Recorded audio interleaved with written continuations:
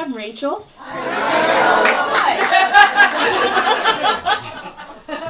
And sometimes I admit to people that I can be a little socially awkward and anxious. How socially awkward and anxious, you might ask? Well, I'm so socially awkward, George Costanza told me to seek help. I'm so socially anxious in crowds, I have a resting heart rate of coronary. I'm so socially awkward, I made a date with myself to get to know myself better, then blew myself off to watch Game of Thrones instead. I don't want to say anxieties ravage my social life, but my vibrator doesn't want to be caught using me. In all seriousness, approximately 4 in 10 people suffer from social anxiety disorders, so that means 6 of you fuckers need to tone it down or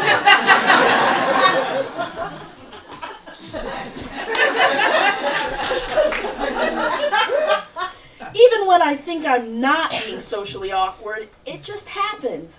My sex and love life, or lack thereof, are ripe with great examples. From the very beginning, my virginity. Picture it, Minneapolis, 2003. It's my first time being so far away from home, and I'm there for 11 weeks. I have no friends, no television, and no distractions. I spend my nights walking around the city and going to bars or a gay club that features an amazing drag show.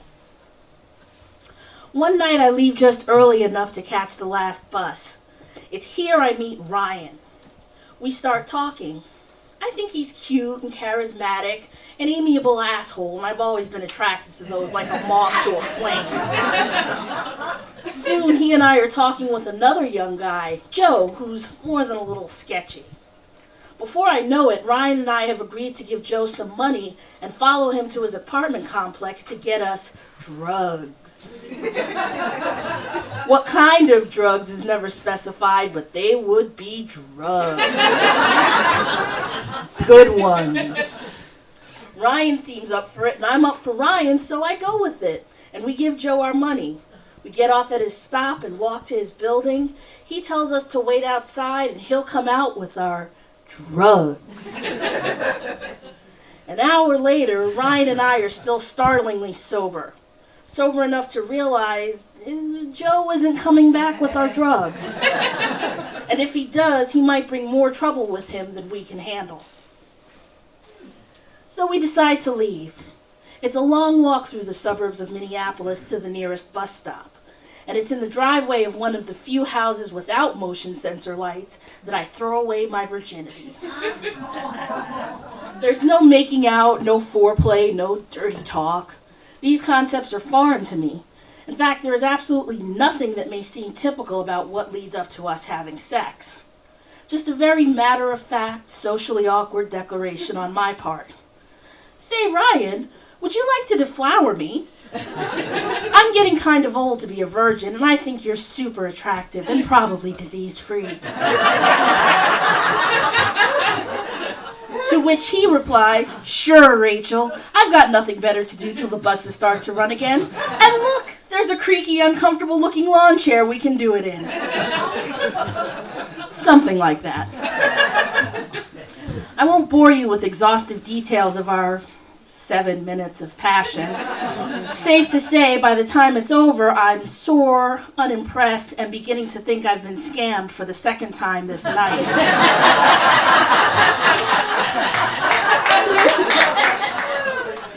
And to top it off, I've got Ring of Fire stuck in my head for obvious reasons. He asked if I had felt him come. Anyone familiar with the lies that men need to hear to feel like they've lived up to some porn star standard that exists in their own minds would have offered the expected response. But I innocently say, nope.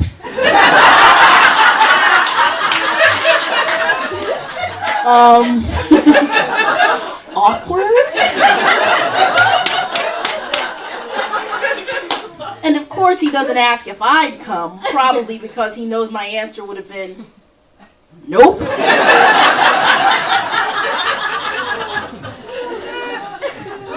After After that uninspiring dalliance, we continue walking till we get to the bus stop. By then, the sun is coming up. Before I realize that the words are actually coming out of my mouth. I fell into a burning ring of fire. I went down, down, down as the flames went higher. And it burns, burns, burns, the ring of fire.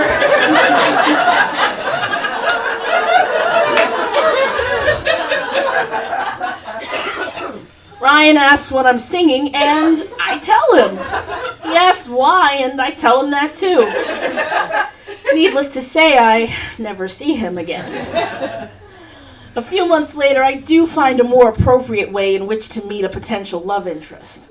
I go on a proper first date. I meet Denise through a Craigslist ad, and it just gets better from there.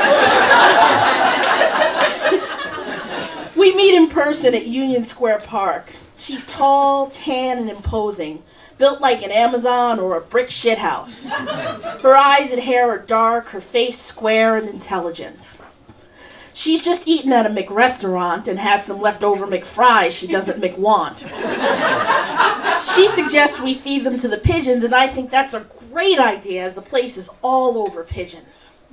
Kind of a sweet thing, romantic even, you might say.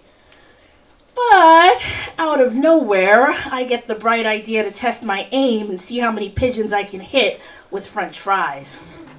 It takes several tries, but sooner rather than later, I've done it. The pigeon flaps and squawks in surprise. I turn to Denise, expecting either applause or some other form of approbation. There is something very wrong with you.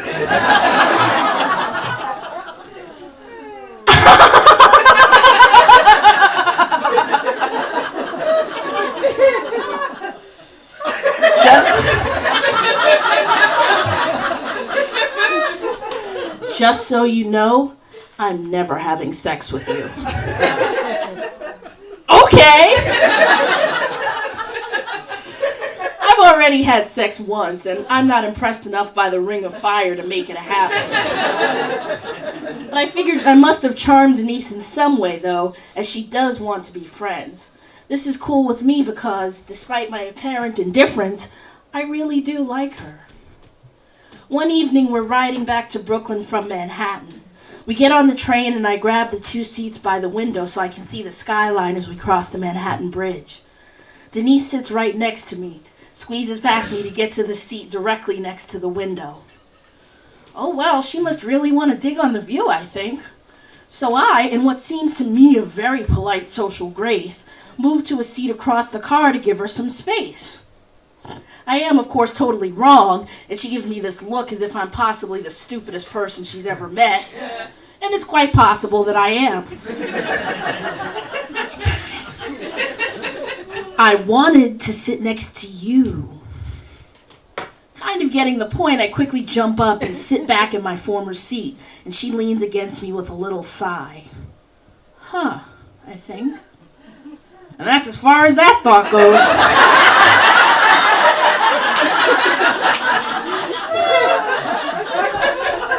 We get back to Denise's place in Brooklyn. She invites me up and shows me around. We sit on a couch and she turns out the light and cuddles up against me, wrapping her arms around mine with her head on my shoulder. She smells really nice and my body and brain are getting very confused. Finally, she sits up a little and kisses me on the mouth briefly. But I thought you didn't, I start to say, and she laughs and asks me if I ever kissed a girl before. I tell her no, this is the first time. She kisses me again, and then again. I'm terrible at it. But she's really patient with me, even as I sit there, barely moving my lips and jerking my tongue around as if it's the arm of a slot machine. I'm frozen almost stock still like a deer caught in the headlights of a truck. Eventually, Denise makes an annoyed sound and pulls my left hand up to her right breast and plants it firmly there. My arm and hand promptly go numb, and I just sit there with a mouthful of Denise's tongue and a handful of Denise's breast.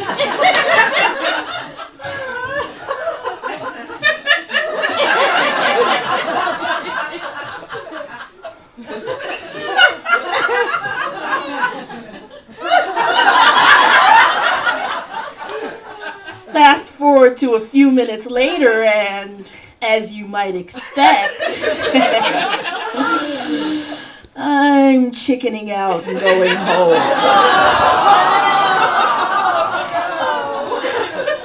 Denise is disappointed, rightfully so.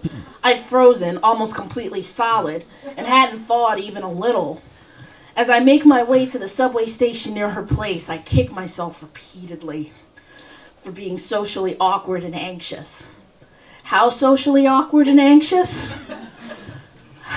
I'm so socially awkward, when I smile at toddlers, they give me the stink eye. I'm so socially anxious, when I get a paper cut in public, there's arterial spray on the ceiling. I'm so socially awkward and anxious that it even gets in the way of me getting my girl on for the very first time. Thank you.